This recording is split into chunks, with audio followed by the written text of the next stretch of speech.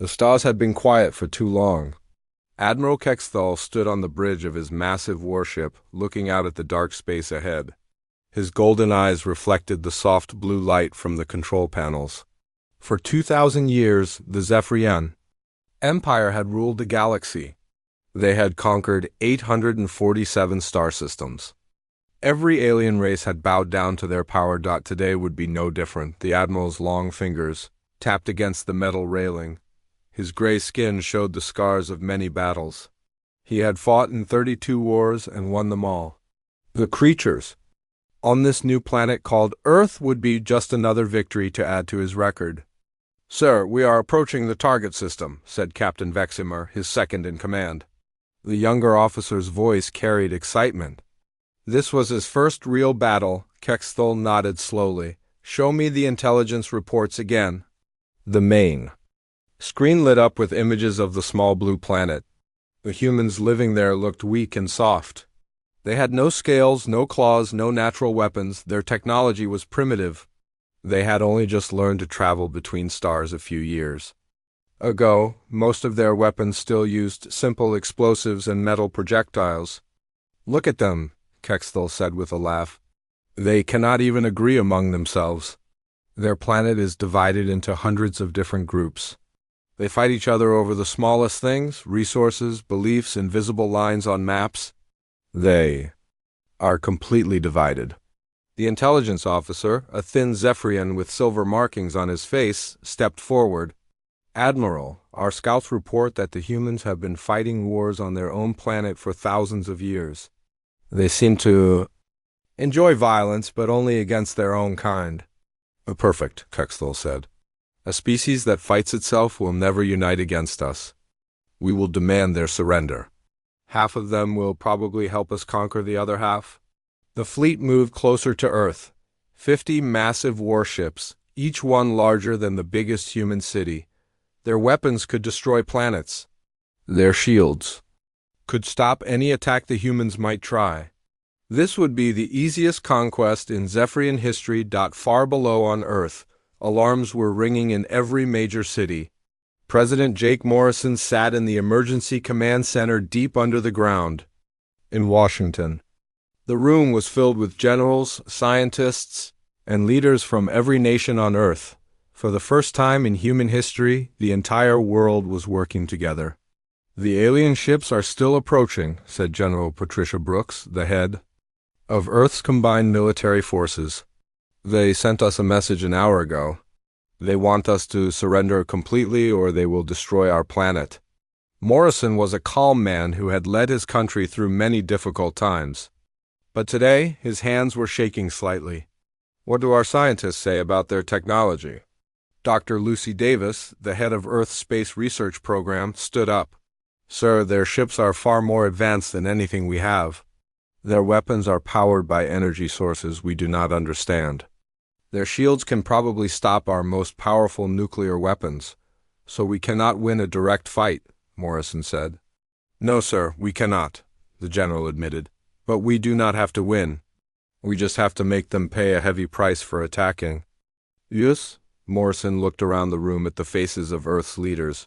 Chinese generals sat next to American admirals. Russian scientists worked alongside British engineers. African leaders planned strategy with European commanders. The human race had finally found something that could unite them completely. "Send them our answer," Morrison said quietly. The message was simple and short. It came from every human government. At the same time, no. Admiral Kexthal could not believe what he was seeing. "They refused to surrender, all of them?"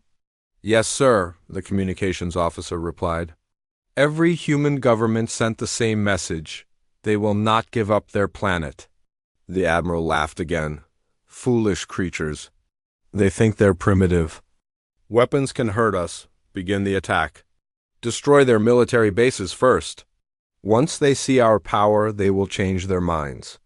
Captain Lisa Burke had been a test pilot before the aliens came. Now she commanded the UES Defiance, one of Earth's newest and most advanced spaceships. It was still no match for the alien vessels, but it was the best humanity had to offer. "Oh, ships, this is Captain Burke," She spoke into her communication device. "We know we are outgunned. We know they are stronger than us. But this is our home. Our families are down there. Our children are counting on us. We will not let them down." The first human fleet was small, 20 ships against 50 alien warships. Most of the human vessels were not even real military ships. They were cargo haulers, research vessels, and mining ships that had been quickly fitted with weapons. The crews were made up of volunteers from every nation on Earth. The battle began. Badly for the humans. The alien weapons tore through their ships like paper. The first 3 human vessels were destroyed in minutes. But something strange happened. Instead of retreating, the remaining human ships moved closer to the enemy. "What are they doing?" Captain Vexamur asked in confusion. "They are flying straight into our weapons fire." Admiral Kexthal watched in amazement as a human cargo ship, its hull burning and its engines failing, rammed directly into one of his destroyers. The explosion damaged both ships heavily. "They are sacrificing themselves," he said with disbelief. "Captain." Burke's voice came over the radio to all human ships. "Remember, we are not trying to win this battle. We are trying to learn. Study their weapons. Watch how they move. Every piece of information we gather will help the next group of our people who fight them." The human ship Courage, commanded by Captain Danny Ross, was badly damaged but still fighting. Instead of trying to escape, Ross ordered his crew to get as close as possible to an alien ship. They used their sensors to scan every detail of the enemy vessel's design. "Getting good data on their shield frequency," reported the ship's science officer. "Sending it back to Earth now." The Courage was destroyed moments later, but the information it gathered was already being studied by human scientists on the ground. Admiral Kexthal had won the battle, but something felt wrong. His forces had destroyed most of the human ships, but he had lost 3 of his own vessels. No primitive species had ever managed to destroy even one Zephyrian ship before. "Sir," said his intelligence officer, "the humans were not trying to win. They were gathering information about us. Every human ship that got close to us was scanning our technology." "Impossible," Kexthal said. "They are too primitive to understand our technology." But deep in the underground laboratories on Earth, Dr. Amanda Price was already working on the data. She had been studying alien technology for only a few hours, but she was beginning to understand how it worked. Humans had one advantage the aliens did not expect. They learned very quickly. "The alien shields work on a rotating frequency," she explained to the military leaders. "If we can match that frequency, we can get through their defenses." President Morrison looked at the reports from the first battle. Earth had lost most of its space fleet, but they had learned valuable lessons. "How long do we have before they attack again?" "Unknown, sir," General Brooks replied. "But we need to be ready. The aliens will not make the same mistake twice." "Neither will we," Morrison said firmly. In space, Admiral Kexthal was preparing for the next phase of the attack. But for the first time in his long military career, he felt uncertain. The humans had fought differently than any species he had ever encountered. They had shown no fear, no hesitation, and no desire to surrender even when facing certain death. "Prepare the ground invasion force," he ordered. "We will take their planet the traditional way." But the Admiral did not know that the humans were already preparing for his next move. On every continent, in every city, ordinary people were learning to fight. They were building weapons, digging tunnels, and preparing to defend their world. With everything they had, the first battle was over, but the real war was just beginning. The Zephyrian Empire had awakened something they did not understand. Humanity had been tested, and they had not broken. Now they would show the galaxy what they were truly capable of when their survival was at stake. 3 weeks had passed since the first battle. Admiral Kexthal stood in his command center, reading reports that made no sense to him. His ground forces had landed on 3 human worlds, but the fighting was unlike anything in Zephyrian military history. "Sir, we have a problem," said Captain Vexamur, his young face showing worry. "The humans are not fighting like other species. They do not follow any rules we understand. Kexthel looked at the battle reports from Mars, humanity's red planet. His forces had expected to find military bases and organized resistance. Instead, they found something much stranger. Every human on the planet was fighting. Not just soldiers, but farmers, teachers, children, and elderly people. They turned everyday objects into weapons and used tactics that seemed completely insane. "Show me the recordings from the Mars battles," the Admiral ordered. The screen displayed scenes of combat that confused the alien officers. In one video, a human woman was using a farming tractor to ram into a Zephyrian tank. In another, a group of human children had turned their school into a fortress and were throwing explosive devices made from cleaning supplies. "They are not acting like civilized beings," said the intelligence officer. "They do not seem to care about their own safety. They sacrifice themselves for no strategic reason." But the Admiral was beginning to understand that the humans had reasons. The aliens simply could not grasp. Every human who died fighting sent a message to other humans. Every act of resistance, no matter how small, made the other humans fight harder. On Earth, Lieutenant Commander Ryan Cole was working on a plan that would have been considered madness by any military academy. He was a former test pilot who had always been known for taking dangerous risks. Now he was planning the most dangerous mission of his life. "You want to do what?" asked General Brooks, staring at the young officer in disbelief. "Ma'am, we take old cargo ships and fill them with nuclear bombs," Ryan explained calmly. "Then we fly them straight into the alien ships. We ram them before they can react." "That's suicide," the general said. "Yes, ma'am, it is," Ryan replied. "But it will work. The aliens expect us to fight from a distance. They do not expect us to turn our own ships into weapons." General Brooks was quiet for a long moment. In the old world, before the aliens came, she would have rejected such a plan immediately, but this was not the old world. This was a war for the survival of the human race. "How many volunteers do you have?" she asked. "Over 3,000, ma'am," Ryan said. "We had to turn people away." The general approved the mission. Within days, dozens of human cargo ships were being converted into flying bombs. The crews knew they would not survive, but they volunteered anyway. They were not just fighting for themselves. They were fighting for every human who would come after them. Dr. Amanda Price had not slept in 4 days. She was working in the secret laboratory under the moon's surface, trying to understand alien technology. What she had discovered was both frightening and exciting. "The alien weapons are incredibly advanced," she explained to the team of scientists around her. "But they are built for fighting other advanced civilizations. They are not designed for the kind of warfare we are using." Her assistant, Dr. Frank Miller, looked up from his computer screen. "What do you mean?"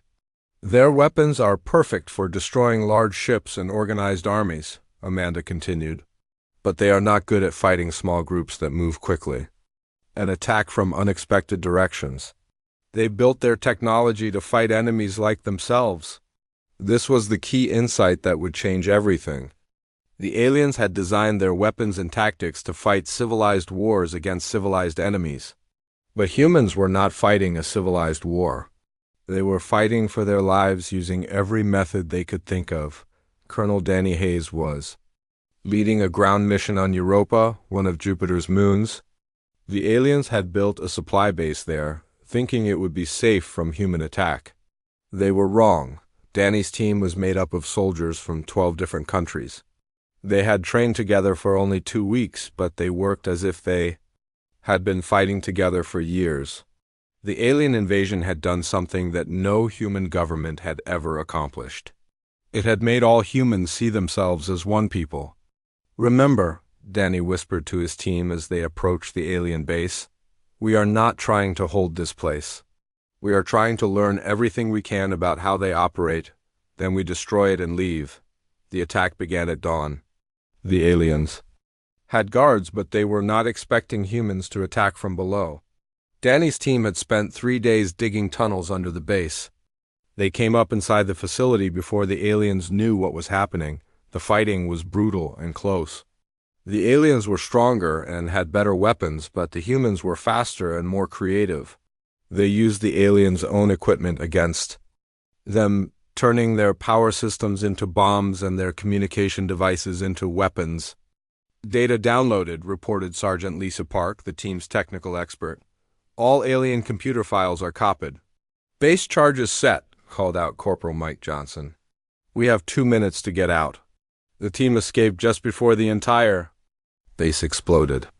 The aliens lost their main supply depot in the Jupiter system, but more importantly, the humans had stolen thousands of files containing alien technology secrets back on the alien flagship. Admiral Kexthal was receiving reports that made his blood run cold. In the past month, humans had destroyed 7 alien supply bases, captured dozens of alien weapons, and killed over 3,000 Zephyrian soldiers. But the worst part was how they had done it. They do not fight like soldiers, reported Colonel Zektar, commander of the alien ground forces. They fight like animals protecting their young. They show no mercy, ask for no quarter, and never surrender. The admiral reviewed the casualty reports.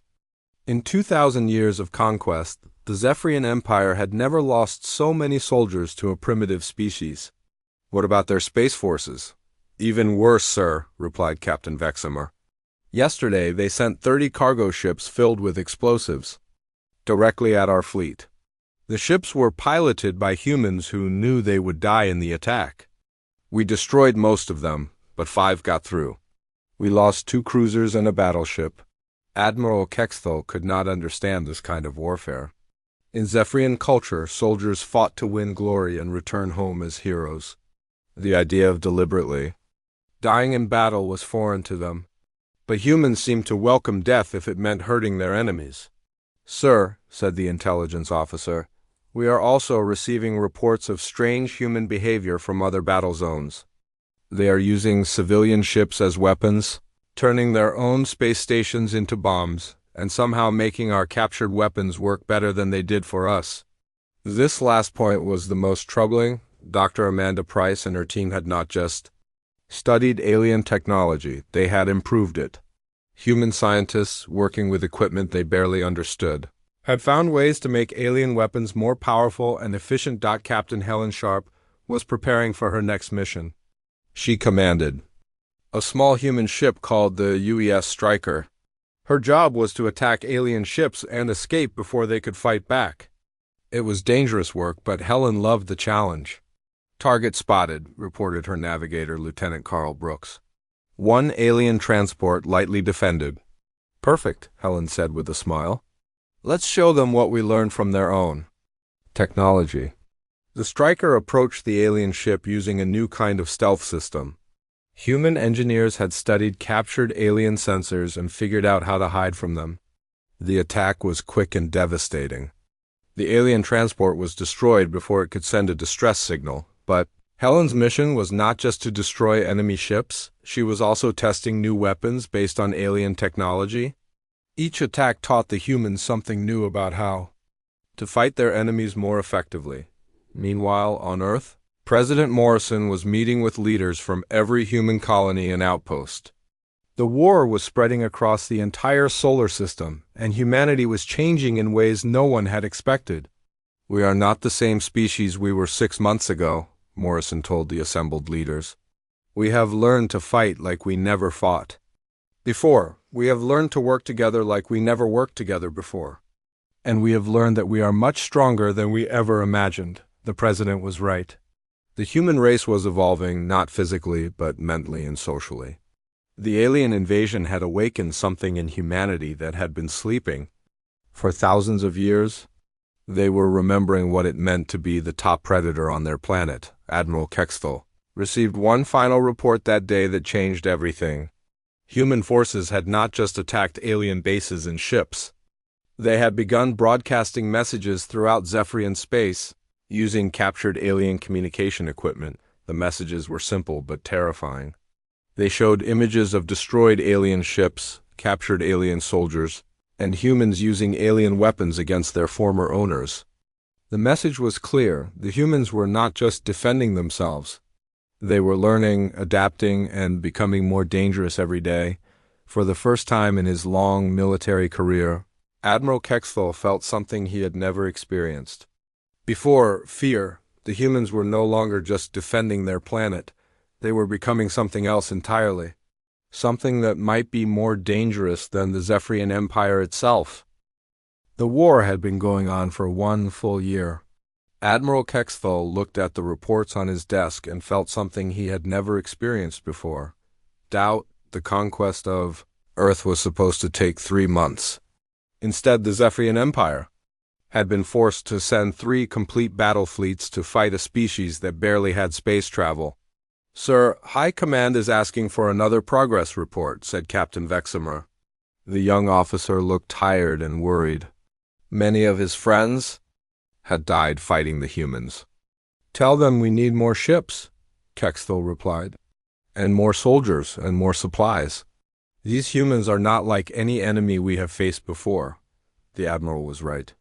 In the past year, the humans had changed the rules of warfare completely. They did not fight to control territory like other species. They fought to hurt their enemies as much as possible. Every human seemed willing to die if it meant killing even 1 alien soldier on Earth. General Nathan Brooks was planning something that would have been impossible before the war. He was preparing to turn every human civilian into a soldier. Not just the adults, but everyone old enough to hold a weapon. "Are you sure about this?" asked President Morrison. "We are talking about children fighting in battles." "Sir, the aliens do not care about our children," Nathan replied. "They kill them anyway. At least this way, our children can fight back." The general was implementing what humans called total war. Every factory was making weapons. Every school was teaching military tactics. Every person on Earth was learning. To fight, the aliens had wanted to conquer a planet. Instead, they had awakened an entire species. Captain Helen Sharp was leading a mission that showed how much humans had learned. Her ship, the UES Striker, was now equipped with weapons that were better than anything the aliens had. Human scientists had not just copied alien technology. They had improved it. "Target acquired," reported her weapons officer, Lieutenant Sam Davis. "Enemy supply convoy, 12 ships, minimal escort. Attack pattern Delta," Helen ordered. "Hit them fast and hard, then disappear before they can respond." The attack was perfect. The human ships appeared from behind an asteroid, destroyed the entire alien convoy in less than 5 minutes, then vanished into space. The aliens never even saw what hit them, but this was not just a military victory. The humans had captured the entire convoy's cargo. Inside the alien ships, they found advanced weapons, medical supplies, and most importantly, detailed maps of Zephyrian space. Dr. Amanda Price was no longer working in a secret laboratory. She was now in charge of the entire human weapons development program. Her team had grown from a few dozen scientists to over 10,000 researchers working around the clock. "We have achieved something remarkable," she told the assembled military leaders. "We have reverse-engineered alien technology and made it work better than the original designs." She showed them the newest human weapons, plasma rifles that were more accurate than alien versions, energy shields that were stronger than Zephyrian protection systems, and most impressive of all, a new type of spaceship engine that was faster than anything the aliens had. "How is this possible?" asked General Brooks. "We have been in space for only a few years. They have been traveling between stars for thousands of years," Amanda smiled. "Because we think differently than they do. The aliens build things to last forever and work perfectly. We build things to be better than what we had yesterday. We improve everything we touch. This was the key to human success. While the aliens used the same technology for centuries, humans were constantly making everything better. Every battle taught them something new. Every captured alien weapon became the basis for an improved human weapon. Colonel Danny Hayes was leading a ground assault on Titan, one of Saturn's moons. The aliens had built a major military base there, thinking it would be safe from human attack. They were learning that nowhere was safe from humans. "Remember, we are not here to hold this base," Danny told his soldiers. "We are here to destroy it completely and make sure the aliens never want to come back." The assault began with a new, human tactic. Instead of attacking from one direction, they attacked from everywhere at once. Human soldiers came from above, below, and all sides. They had spent weeks studying the base and planning the perfect attack. The aliens were good fighters, but they were not prepared for this kind of warfare. They expected organized battles with clear front lines. Instead, they found themselves fighting in small groups against enemies who seemed to appear from nowhere. "Base power systems destroyed," reported Sergeant Beth Wilson over the radio. "They are fighting in the dark now." "Communications tower down," called out Corporal Tony Martinez. They cannot call for help. The battle was over in 3 hours. The entire alien base was destroyed, and every alien soldier was dead. But the humans had done something even more important. They had recorded everything about how the aliens fought, what weapons they used, and how they organized their defenses. Commander Alex Turner was preparing for the most dangerous mission of the war. Human intelligence had discovered the location of the main alien supply depot at Kepler 442b. This was where the aliens stored everything they needed to continue fighting. If the humans could destroy it, they could cripple the entire alien war effort. "This is a one-way mission," Alex told his crew. "We probably will not survive this attack. But if we succeed, we can end this war." Every person on the ship had volunteered for the mission. They knew they were going to die, but they also knew their sacrifice would save millions of other humans. This was the kind of thinking that the aliens could not understand. The human fleet approached. Kepler 442b using a new stealth technology that made them invisible to alien sensors. They had learned this technique by studying captured alien ships and figuring out how their detection systems worked. "Target in sight," reported the navigation officer. "The depot is exactly where our intelligence said it would be." Alex looked at the massive alien facility. It was larger than any human city, filled with weapons, supplies, and equipment for the entire alien war machine. Destroying it would be like cutting off the head of a giant beast. "All ships begin attack run," Alex ordered. "For Earth, for humanity, for everyone we lost." The attack was devastating. The humans did not just destroy the depot. They studied it while they destroyed it. They learned everything they could about alien logistics, supply chains, and military organization. Even as they died, they were gathering information that would help other humans fight more effectively. Dr. Michelle Carter was working on the most important project of her career. Using data gathered from the Kepler 442b raid, she was developing weapons that would change the balance of power in the war completely. "The aliens have a weakness," she explained to the military council. "Their technology is too advanced for their own good. They have built systems that are so complex that small changes can cause massive failures."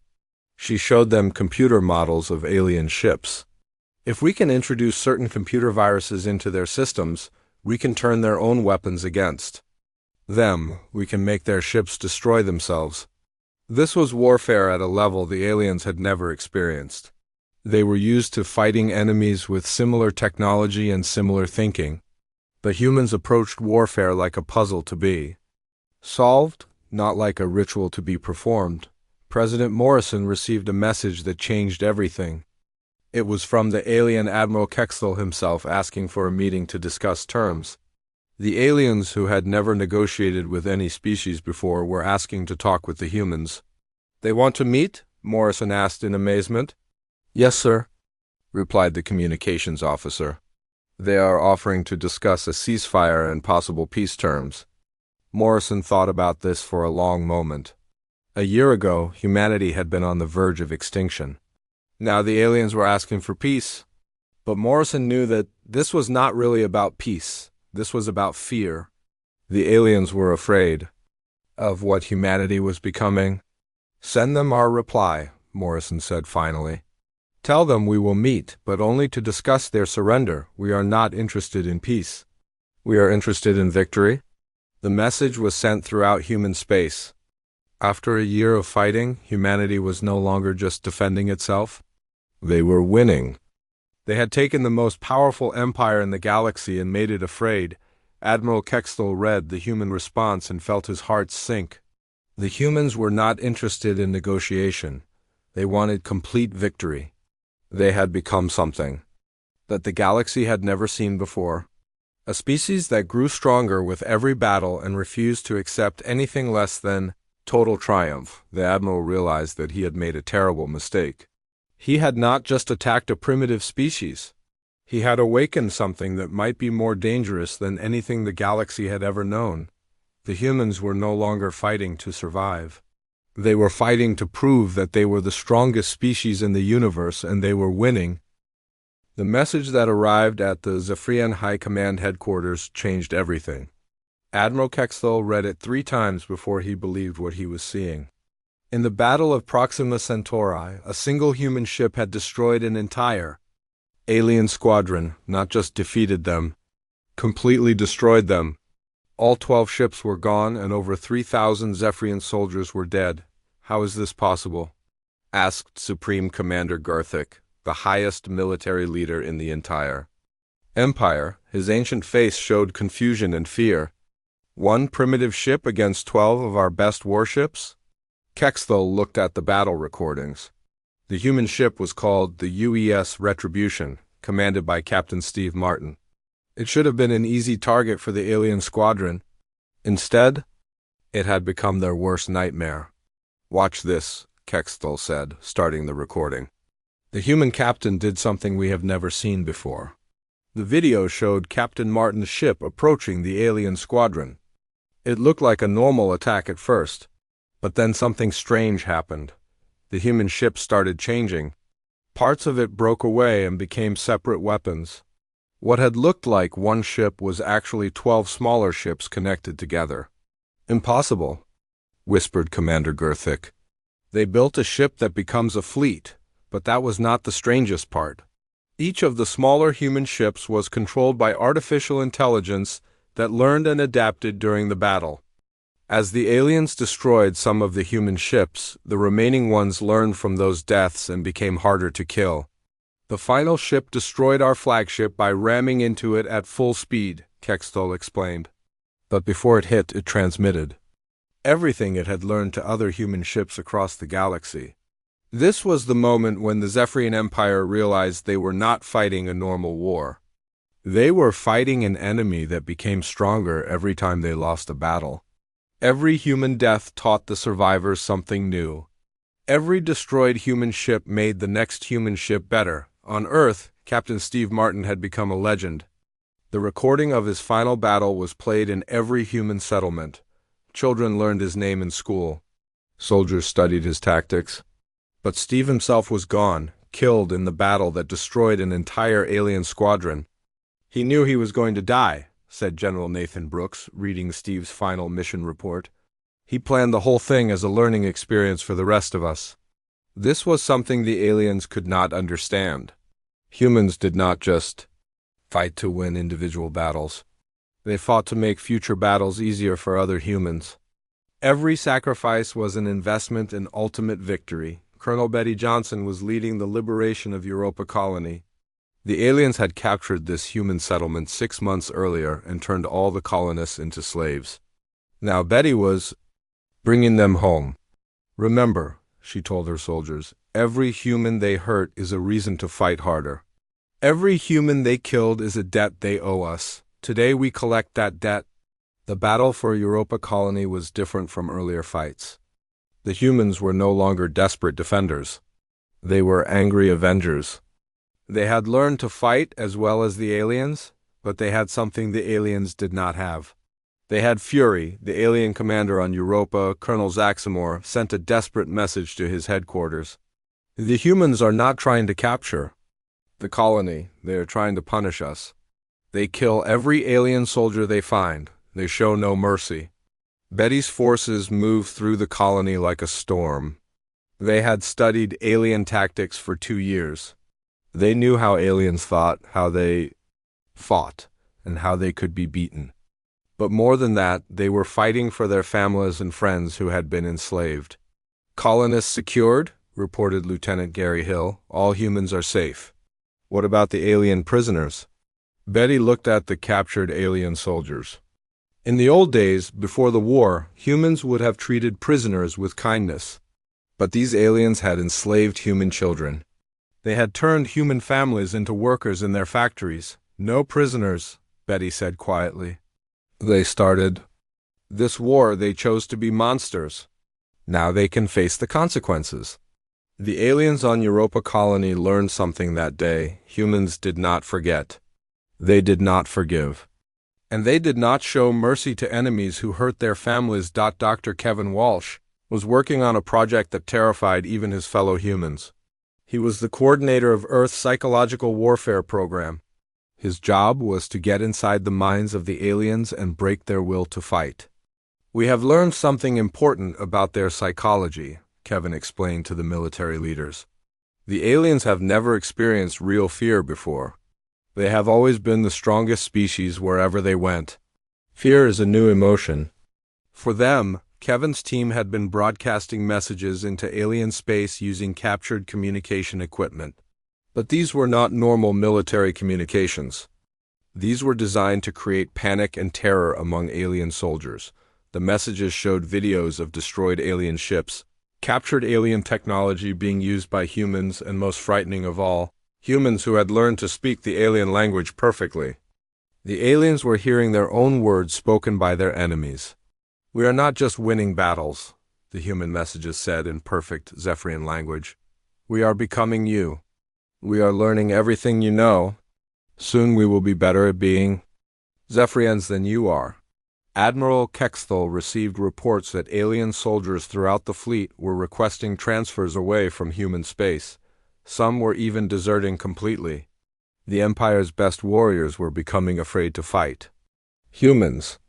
"Sir, we have lost 17 ships this month to human attacks," reported Captain Veximer. "But we have also lost 43 ships to desertion.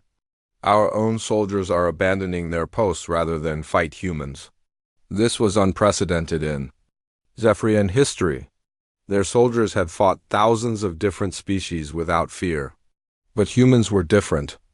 They were unpredictable, creative, and absolutely ruthless when defending their homes. Captain Jennifer Stone commanded the newest human warship, the Use of Vengeance.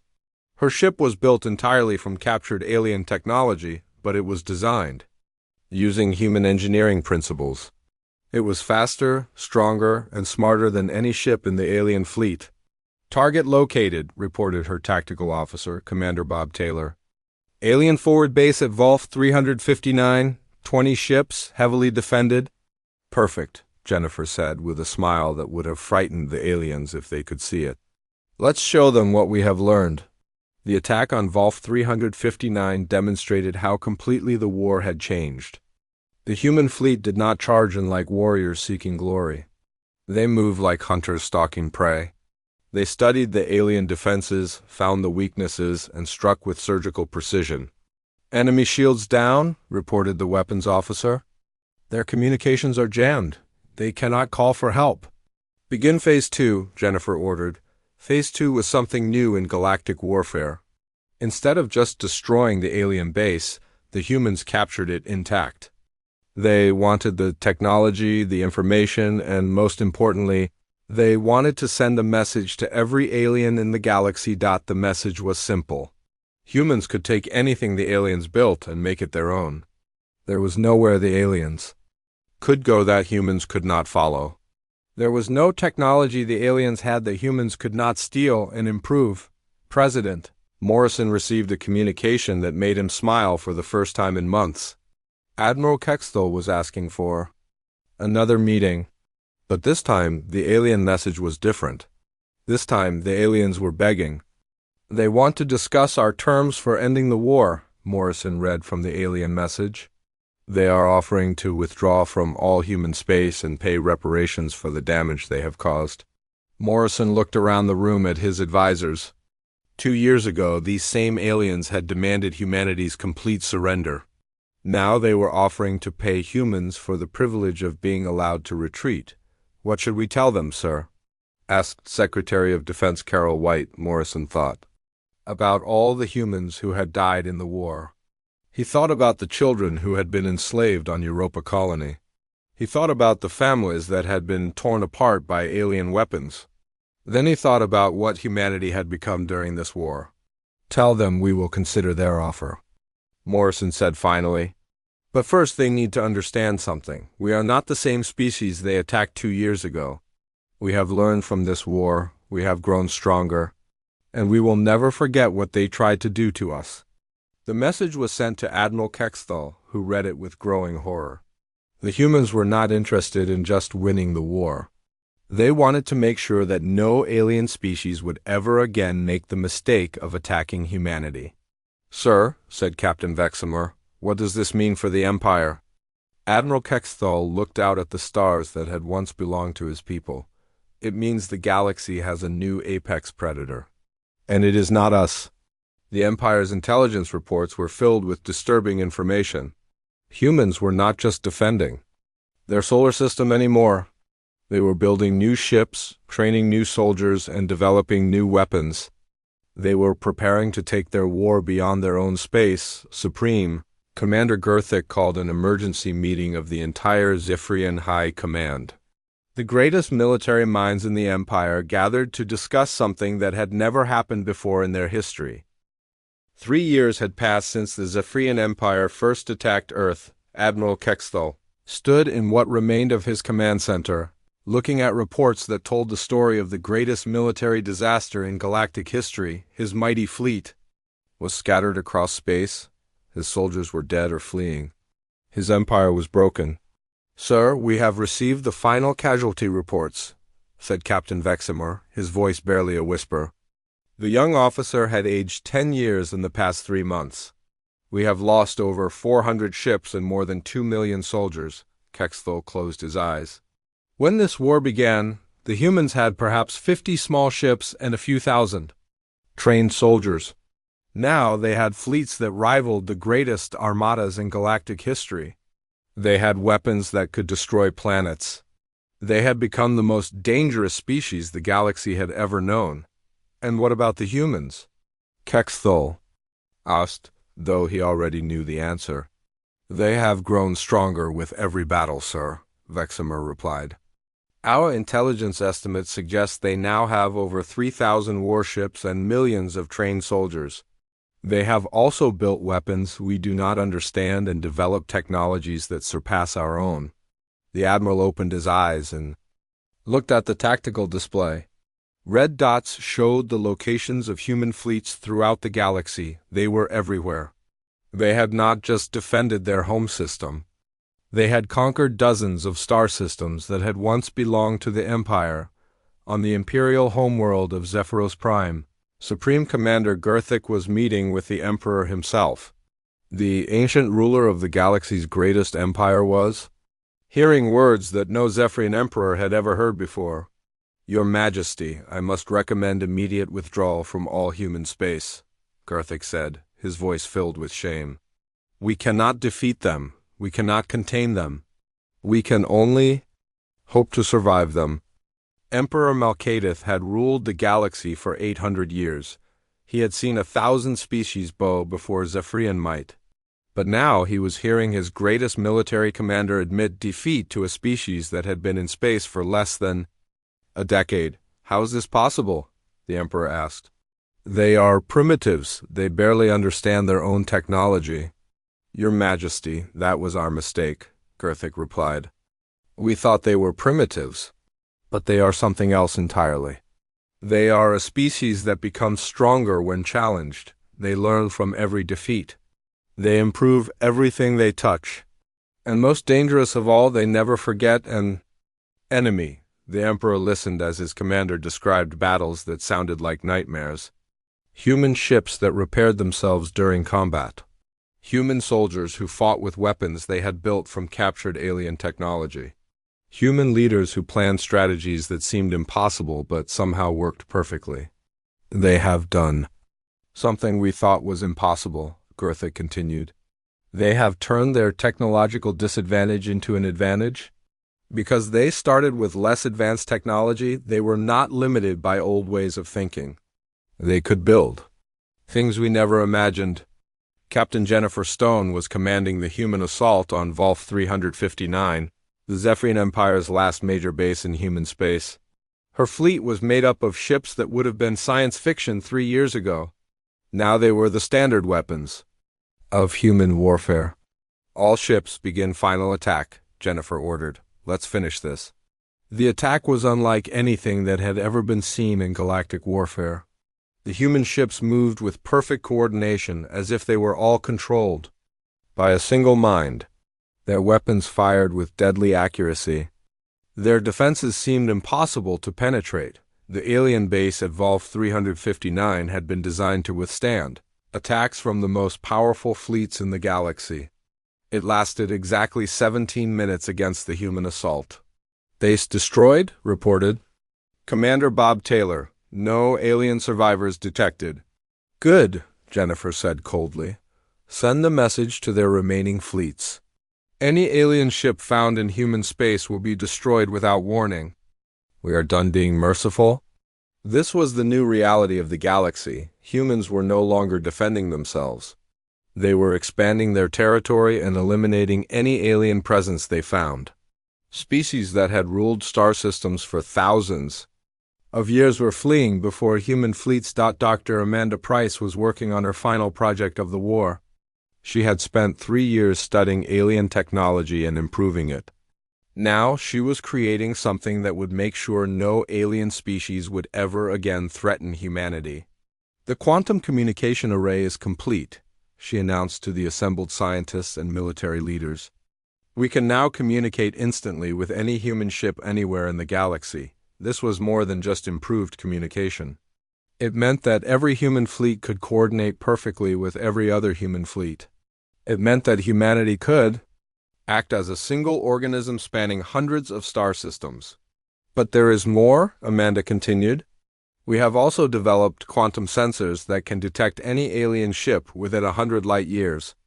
Nothing can approach human space without us knowing about it. President Morrison looked at the reports coming in from across human space. In 3 years, humanity had gone from a single planet to an empire that controlled dozens of star systems. They had become the most powerful force in the galaxy. What about our losses? Morrison asked General Nathan Brooks. Surprisingly light, sir, the general replied. We have lost about 50,000 soldiers and maybe 200 ships. The aliens have been fleeing rather than fighting for the past 6 months. Morrison nodded. The war had changed humanity forever, but it had also taught them something important. They were much stronger than they had ever imagined. They were natural warriors who could adapt to any challenge. Admiral Kexthal received his final orders from the Imperial High Command. The message was simple and devastating. All Zephyrian forces were to withdraw immediately from human space. Any contact with humans was forbidden. The mighty Zephyrian Empire was officially afraid of the species it had tried to conquer. Prepare the withdrawal order, Kexthal told his communications officer. Send it to all remaining ships in the fleet. The message went out across Zephyrian space. It was not just a military retreat. It was a warning to every alien species in the galaxy. The humans had become something that even the greatest empire in galactic history could not defeat. Commander Paul Green was establishing the first human deep space monitoring station at the edge of what had once been Zephyrian territory. His job was to make sure that no alien fleet could approach human space without being detected and destroyed. Station is operational, Paul reported to Earth Command. We have full sensor coverage of this entire region of space. But Paul's mission was about more than just defense. He was also sending a message to the galaxy. The message was broadcast on all frequencies in every known alien language. This is Commander Paul Green of the Human Deep Space Monitoring Service. The message began. To all alien species listening to this broadcast, hear this warning. Humanity does not seek to conquer your worlds. We do not want to rule your people. We want only to be left alone in peace. And the message continued with words that would be remembered throughout galactic history. But if you threaten our worlds, if you attack our people, if you make the mistake of thinking we are weak, you will learn what we learned about ourselves during this war. We are not the divided primitives you might think we are. We are not the weak species that barely understands its own technology. Paul's voice grew harder as he continued. We are human. We are the species that turned mining equipment into weapons of war. We are the species that learned to build better ships than aliens who have traveled space for thousands of years. We are the species that never surrenders, never forgets, and never forgives those who threaten our families. The final part of the message was the most important. The Zephyrian Empire made the mistake of attacking us. They learned that we do not just defend ourselves, we eliminate threats completely. Their empire is broken. Their fleets are scattered. Their soldiers flee at the mention of our name. Paul paused before delivering the final warning. Do not make their mistake. Do not test our strength. Do not assume we will show mercy to those who threaten us. Stay away from human space. Stay away from human worlds. Stay away from humans. This is your only warning. The message was received across the galaxy. On thousands of worlds, alien leaders heard the warning and made the same decision. They would avoid human space completely.